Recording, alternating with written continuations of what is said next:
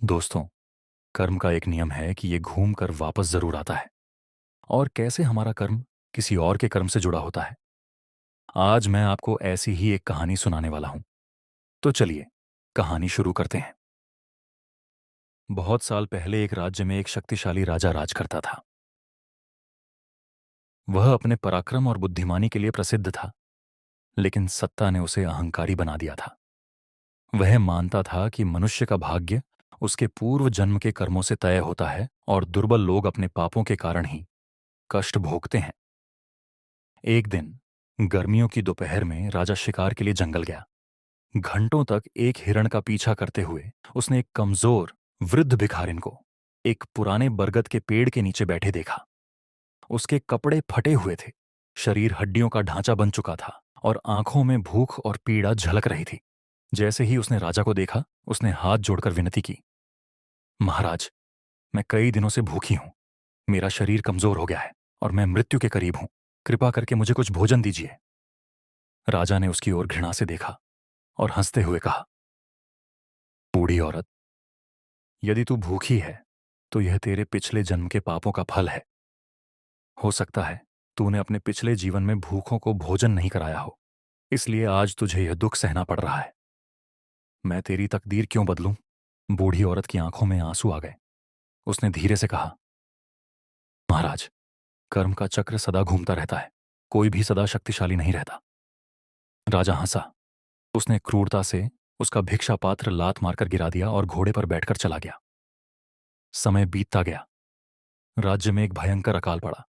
नदियां सूख गईं, खेत जल गए और राज्य में भुखमरी फैल गई। राजा, जो कभी अपनी शक्ति और ऐश्वर्य पर गर्व करता था, अब अपने ही लोगों के श्राप का शिकार हो गया। धीरे धीरे उसकी सेना ने उसे छोड़ दिया। मंत्री विद्रोह कर गए और राजमहल खाली हो गया। राजकीय भोजनालय बंद हो गए। राजा, जो रोज स्वर्ण थाल में भोजन करता था, अब कण कण के लिए भटक रहा था। एक दिन भूख से व्याकुल होकर वह एक गांव में जा पहुंचा और थक कर एक झोपड़ी के पास गिर पड़ा।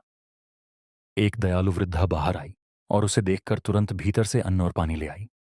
उसने प्रेम पूर्वक राजा के सामने भोजन रखा। राजा ने कमजोर आंखों से उसे देखा और कृतज्ञता से हाथ जोड़ने की कोशिश की, परंतु वह स्तब्ध रह गया।